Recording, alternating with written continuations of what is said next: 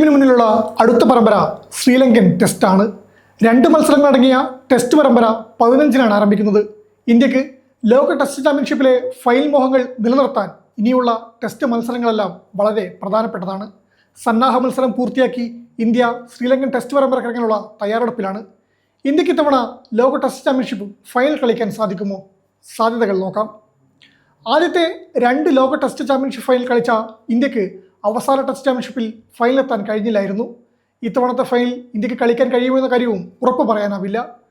ഇത്തവണത്തെ ലോക ടെസ്റ്റ് ചാമ്പ്യൻഷിപ്പിൽ 9 മത്സരം കളിച്ച ഇന്ത്യ 4 മത്സരം ജയിച്ചപ്പോൾ 4 മത്സരം തോറ്റു, 1 മത്സരം സമനിലയിലായി.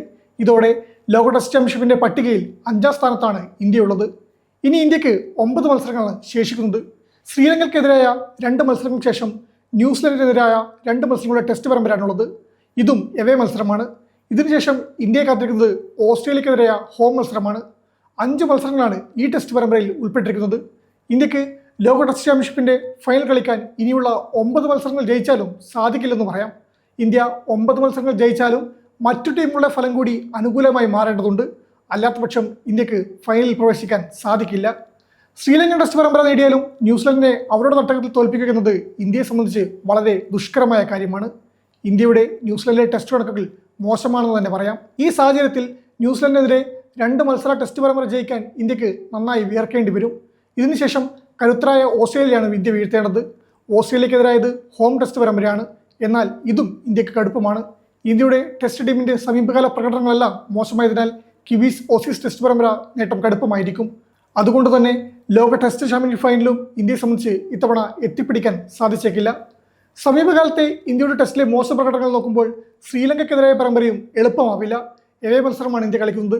അതുകൊണ്ട് തന്നെ ആതിഥേയരുടെ മുൻതൂക്കം സ്വാഭാവികമായും ശ്രീലങ്കയ്ക്കുണ്ട്. ഇന്ത്യക്ക് ഈ ടെസ്റ്റ് പരമ്പര ജയിക്കാനായില്ലെങ്കിൽ പരിശീലകൻ ഗൗതം ഗംഭീറിന് പോലും കാര്യങ്ങൾ എളുപ്പമായിരിക്കില്ല. ഗംഭീറിന്റെ സീറ്റ് തെറിക്കാനുള്ള സാധ്യതകൾ ഏറെയാണ്. അതുകൊണ്ട് തന്നെ എന്തു വില കൊടുത്തും ഇന്ത്യക്ക് ശ്രീലങ്കൻ ടെസ്റ്റ് പരമ്പര നേടേണ്ടതുണ്ട്. ഇന്ത്യയുടെ ടീം കരുത്ത് ശക്തമാണ്. ബാറ്റ് കൊണ്ടും പന്ത് കൊണ്ടും മാച്ച് വിന്നർമാരായ നിരവധി താരങ്ങൾ ഇന്ത്യക്കുണ്ട്. പരിക്കേറ്റ സായ് സുദർശന്റെ അഭാവത്തിൽ സർഫറാസ് ഖാൻ ടീമിലേക്ക് എത്തിയിട്ടുണ്ട്. ദേവദത്ത് പടിക്കൽ മികച്ച ഫോമിൽ കളിക്കുന്നതും ഇന്ത്യക്ക് പ്രതീക്ഷ നൽകുന്നു. ശുഭ്മാൻ ഗിൽ ഫിറ്റ്നസ് വീണ്ടെടുത്തതും സന്നാഹ മത്സരത്തിൽ ശോഭിക്കുകയും ചെയ്തതും ആത്മവിശ്വാസം നൽകുന്നതാണ്. ഓപ്പൺ റോളിൽ എസ് ജയ്സ്വാളും മികവ് കാട്ടുന്നുണ്ട്. ഇന്ത്യയുടെ പേസർമാർക്കും സ്പിന്നർമാർക്കും ഒരുപോലെ മികവ് കാട്ടാൻ സാധിക്കുന്നത് ടീമിന്റെ പ്രതീക്ഷകളെ ഉയർത്തുന്ന കാര്യമാണ്. ഇന്ത്യ സമീപകാലത്തെ തിരിച്ചടിയിൽ മറികടക്കുമെന്നാണ് പ്രതീക്ഷിക്കുന്നത്. ജസ്പ്രീത് ബുംറയുടെ അഭാവം ഇന്ത്യയുടെ പേസാക്രമണത്തിന്റെ ശക്തി കുറക്കുന്നുണ്ട്. എന്നാൽ മുഹമ്മദ് സിറാജും പ്രസിദ്ധ് കൃഷ്ണയും ഗുർനൂർ ബ്രാറും മികവിനെ തുയരുമെന്ന് തന്നെ പ്രതീക്ഷിക്കാം. ശ്രീലങ്കയെ ഇന്ത്യ ഭയക്കേണ്ടതുണ്ട്. മികച്ച സ്പിൻ കരുത്തുള്ള ടീമാണ് ശ്രീലങ്കയ്ക്കുള്ളത്. അതുകൊണ്ട് തന്നെ ഇന്ത്യക്ക് അനായാസം പരമ്പര നേടാൻ സാധിക്കില്ലെന്ന കാര്യം നിസ്സംശയം പറയാം. അത്ഭുതങ്ങൾ സംഭവിച്ച് ഇന്ത്യക്ക് 9 മത്സരങ്ങളും ജയിക്കാനായാൽ ഫൈനലിലേക്ക് എത്താനുള്ള സാധ്യതകളുണ്ട്. എന്നാൽ ഫിറ്റ്നസ് പ്രശ്നങ്ങളിൽ വലിയ വെല്ലുവിളി തീർക്കുന്ന മോശം ഫോം വേട്ടയാടുന്ന ഇന്ത്യക്ക് ലോക ടെസ്റ്റ് ചാമ്പ്യൻഷിപ്പിന്റെ ഫൈനൽ സീറ്റ് നേടിക്കൊടുക്കുക എന്നത് പ്രയാസം തന്നെയാണ്. എന്തായാലും ഇന്ത്യൻ ടീമിൽ ആരാധകർ പ്രതീക്ഷ വെക്കുന്നുണ്ട്. ശക്തമായി മടങ്ങിയെത്താൻ ടീമിനാകുമെന്ന് കണ്ടറിയാം.